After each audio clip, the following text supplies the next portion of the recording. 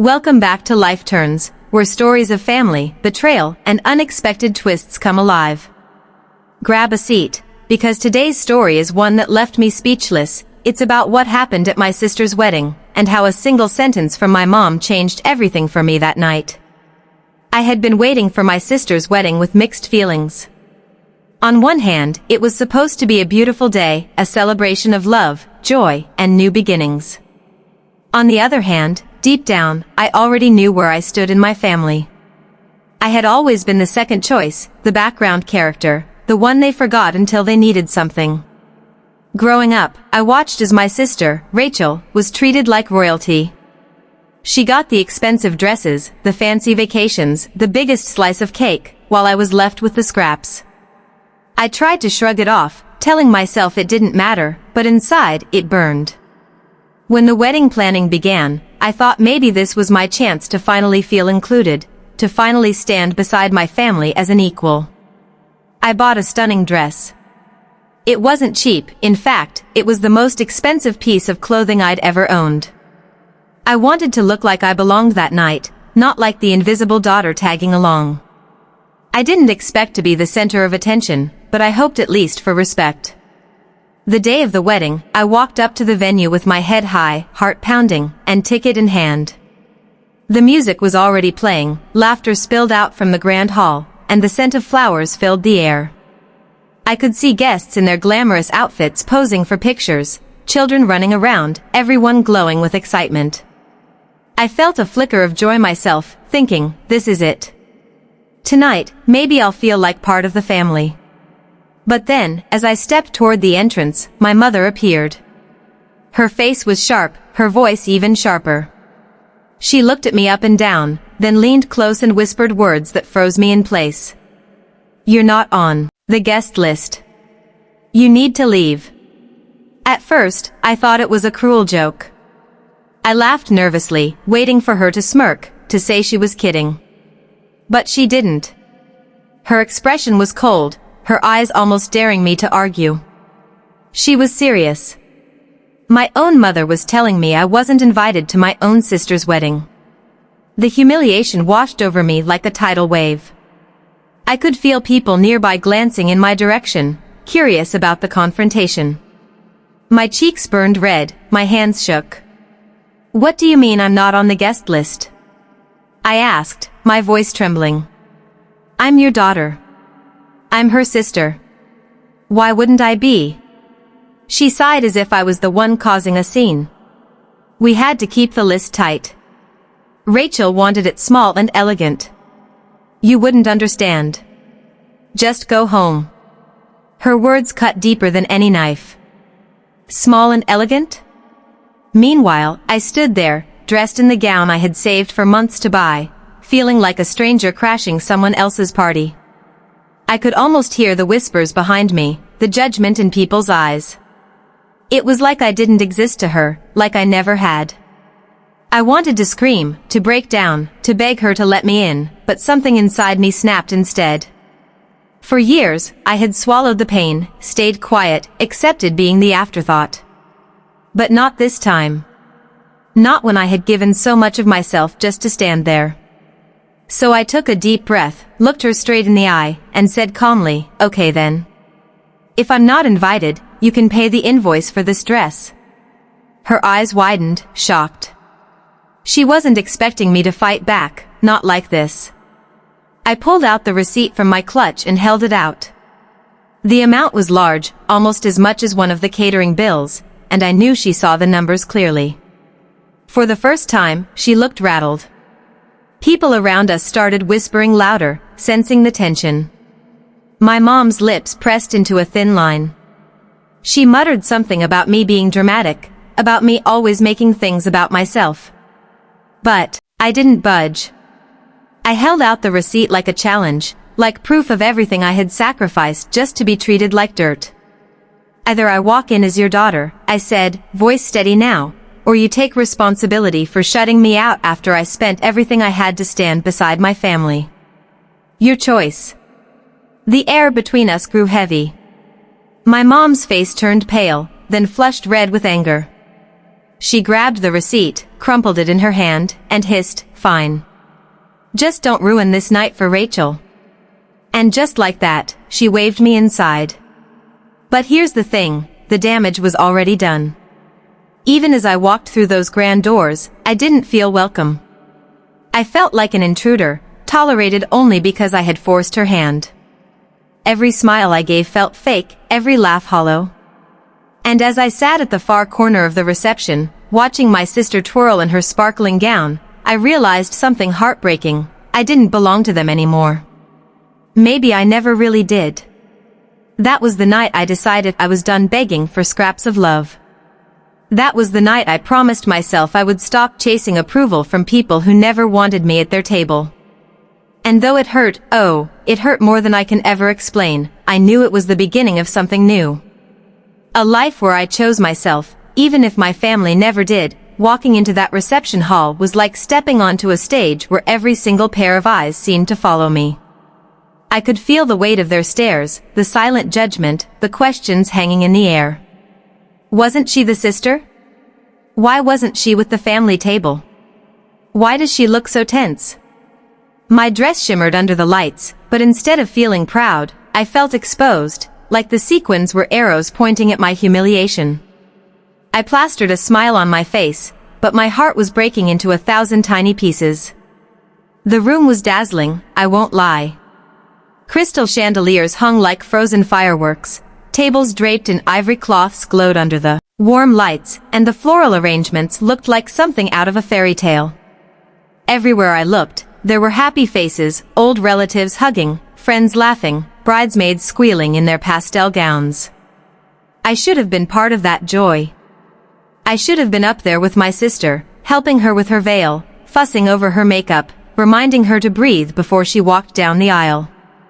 But instead, I was invisible, sitting alone at a small table far in the back, like a stranger sneaking into a wedding they didn't belong to. When Rachel saw me from across the room, her smile faltered for just a second.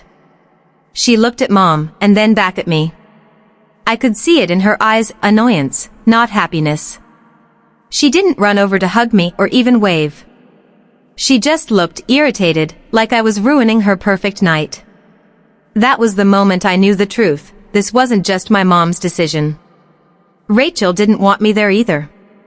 I tried to eat, but the food tasted like ashes. Every bite stuck in my throat. Around me, the guests were talking about how radiant Rachel looked, how amazing the band was, how lucky her new husband must feel. I kept nodding, smiling when someone spoke to me, pretending everything was fine. But inside, I was drowning. All I wanted to do was leave, to run home, curl into a ball, and cry until my chest stopped aching. But something stronger held me in place, pride. If I left, they'd win. If I stormed out, they'd whisper, "See? She always ruins everything." So I stayed. Halfway through the night, Mom walked over to me, her heels clicking against the marble floor like tiny hammers pounding into my skull. She bent down, her smile sharp as glass, and whispered in my ear, "Don't you dare cause a scene. You're lucky I let you in at all." Lucky. That word echoed in my head like a curse. Lucky to be treated like an outsider. Lucky to have my own mother humiliate me. Lucky to be the family embarrassment. I clenched my fists under the table and forced myself not to cry. Then came the speeches. Rachel's best friend gave a heartfelt toast, talking about childhood memories, about how Rachel was always the shining star. My father stood and gave a speech too, his voice thick with emotion, saying how proud he was of his beautiful, perfect daughter. Notice the singular, daughter. As if I wasn't sitting right there in the room. Not once did he glance my way. Not once did he acknowledge that I even existed. When it was my turn, I wasn't even asked to speak. They skipped over me completely. The microphone went from cousin to uncle to bridesmaid, but never to me. I sat there, clapping politely, my chest burning, my jaw aching from forcing a smile. And with each passing minute, I sank deeper into the realization that this wasn't a mistake, this wasn't an oversight. This was deliberate. They had erased me from this night on purpose. After the dances began, I stepped outside for some air. The night was cool, the stars scattered like diamonds above me, and for a moment, I let myself breathe. That's when one of my cousins followed me out. She looked uncomfortable, twisting her bracelet around her wrist. "Hey," she said softly. I don't understand. Why would they treat you like this? Your family." Her words cracked something in me, and before I knew it, tears spilled down my cheeks.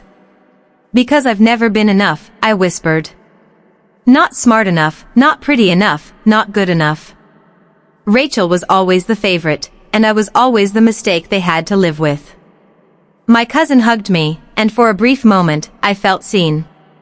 But when she went back inside, I stayed. I stood out there, staring at the glowing windows of the hall, listening to the muffled music and laughter, realizing I was on the outside not just physically, but emotionally too. That night wasn't about love or family for me. It was about acceptance, or rather, the lack of it. Still, I wasn't going to give them the satisfaction of seeing me break. I wiped my tears, squared my shoulders, and went back in. If I had to sit there all night feeling unwanted, so be it. I wasn't going to let them chase me away. But deep inside, something had shifted. The girl who used to beg for a place at the table, who used to bend over backward for scraps of affection, she was gone. In her place was someone harder, wiser, someone who understood that blood doesn't guarantee love. And as I sat back at my lonely table, watching Rachel toss her bouquet, hearing the cheers, I promised myself that this would be the last time I ever let them treat me this way. The last time I'd ever let them make me feel like less than I was. Because if my own family couldn't see my worth, then I'd find people who did. And I'd start by valuing myself first. The wedding night dragged on, each hour feeling heavier than the last. I sat through the cake cutting, the bouquet toss, the endless stream of photos where I was never once asked to join. It was as though I was a ghost haunting the event, present but unseen, lingering at the edges of every moment. Every time I caught my mom's eyes, she looked away quickly, like she was embarrassed I had forced her to let me in. Rachel barely acknowledged me, laughing with her friends, swaying with her new husband, and basking in the spotlight that was always hers. By the time the final dance came around, I was exhausted. Not physically, but emotionally drained, like every ounce of strength had been sucked out of me. When the lights dimmed and couples swayed together, I found myself standing near the exit, wondering why I was still there. Why had I fought so hard to stay when staying only reminded me how unwanted I was? As the last song ended, I slipped outside into the cool night air. The venue lights glowed behind me, but I didn't look back. I didn't need to. That chapter of my life, the one where I begged for a seat at their table, was closing.